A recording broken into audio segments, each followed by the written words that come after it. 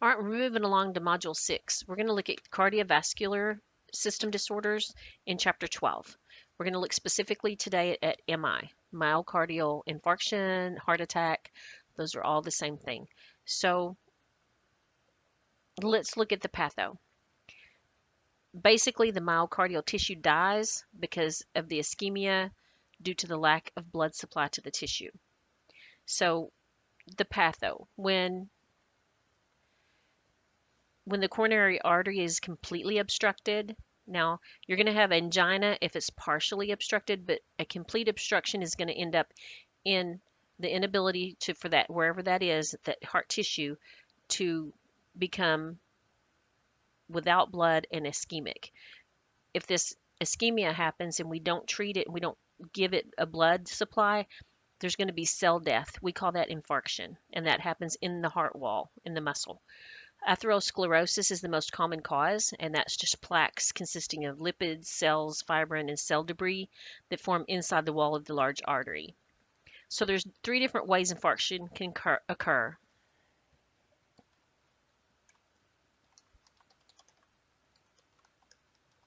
So there is a thrombus buildup in the artery, and it obstructs the blood flow. You've seen that in an advertisement for cholesterol medication. Cholesterol just kind of starts to attach around the edges of the inside of the walls, and after it builds up after a while, then it can actually occlude the entire artery. Then there's also a vasospasm. If you have a partial obstruction, say you have that plaque in there and it's still got a little bit of an opening, if for some reason you have a vasospasm, it can cause complete obstruction. And another form, the third way an embolus can form, that has broken away from somewhere else in the body, and that embolus lodges in there and obstructs that cardiac tissue.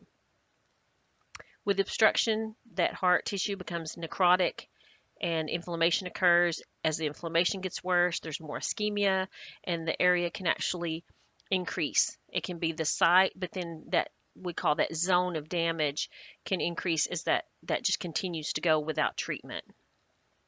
So what happens is as cells are destroyed, enzymes are released into the bloodstream from the myocardium. This is where we can diagnose an MI. We're going to talk about that in just a second. As obstruction and necrosis occur, oxygen is depleted very quickly.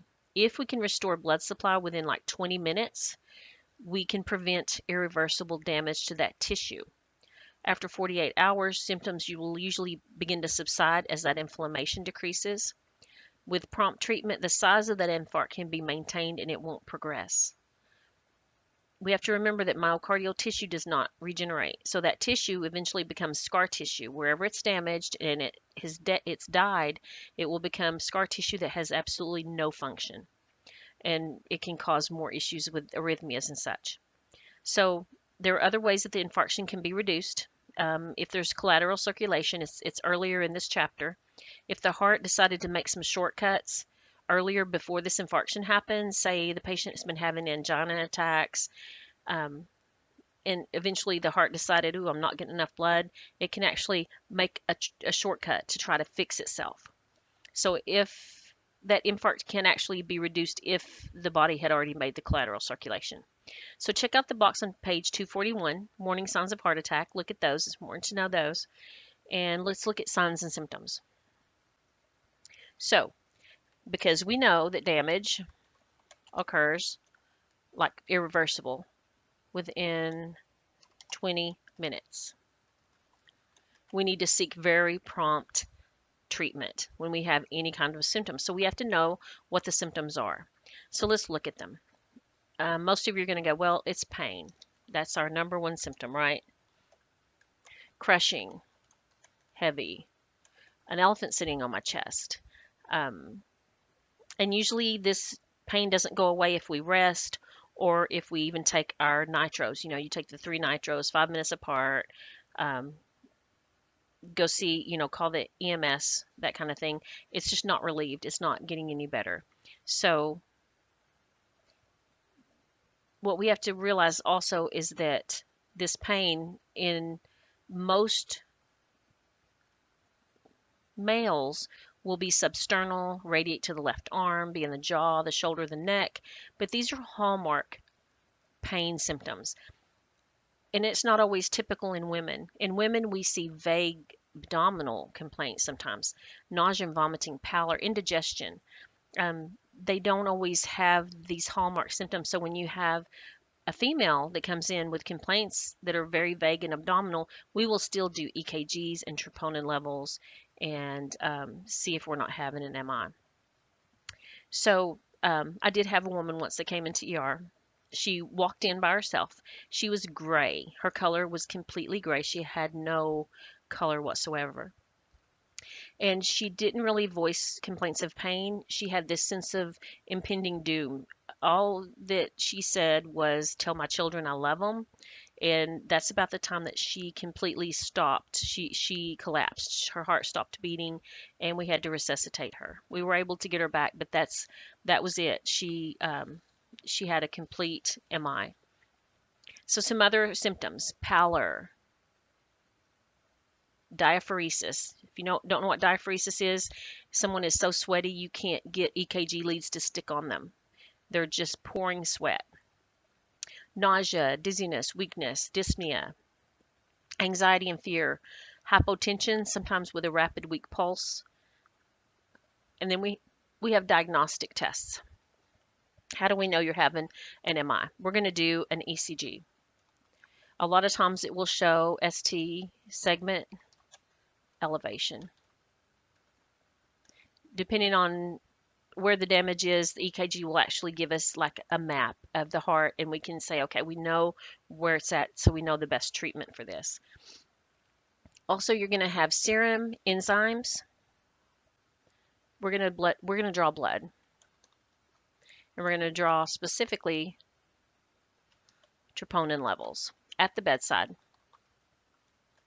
And we'll do those in a serial format. We'll draw them now because sometimes they don't show up immediately. If you come in within 20 minutes with this MI and this chest pain, sometimes we get there so early that these may not be in your blood yet. So we're going to do these serial EKGs and serial troponin levels, depending on your policy of your facility, to determine if you've had a heart attack or not.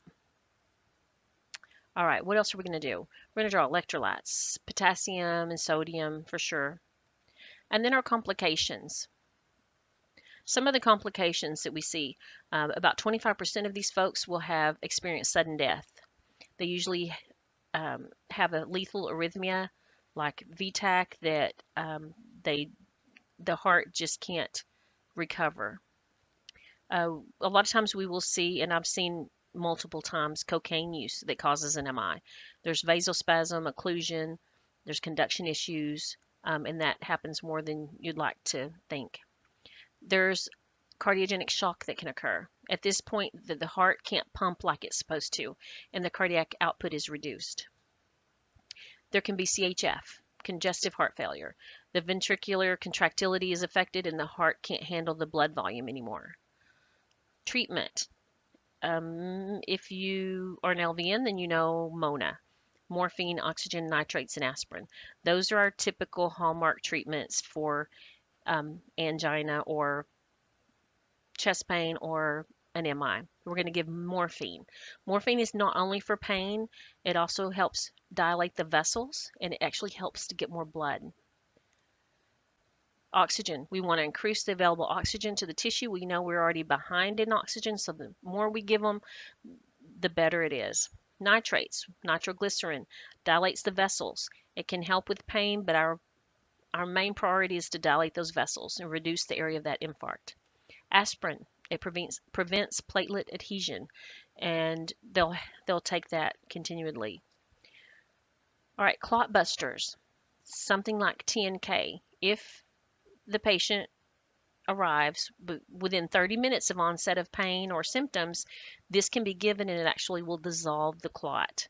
There are other, there are complications that can occur from TNK, and there's a lot of rules that you have to go through before you can even give it. They can't have had surgery in the past like 30 days. I can't remember all of the the reasons you can't have it, but mainly it's the time element. If it's been more than 30 minutes or an hour, you're not going to get it. The side effects are much worse than the benefits at that point. And then there may be a need for meds to reduce arrhythmias or dysrhythmias, the VTAC and all that. That's like we said, 25% of these folks will actually die from a lethal arrhythmia. A lot of protocols will have you giving these antiarrhythmics early on in treatment. These guys may need to be defibrillated. They may need temporary pacing. And then cardiac rehab afterwards is so important. This increases their quality of life. The prognosis for an MI is going to depend on the size of the infarct, how much time elapsed before they seek treatment, and if there was any collateral circulation. So that's it for MI.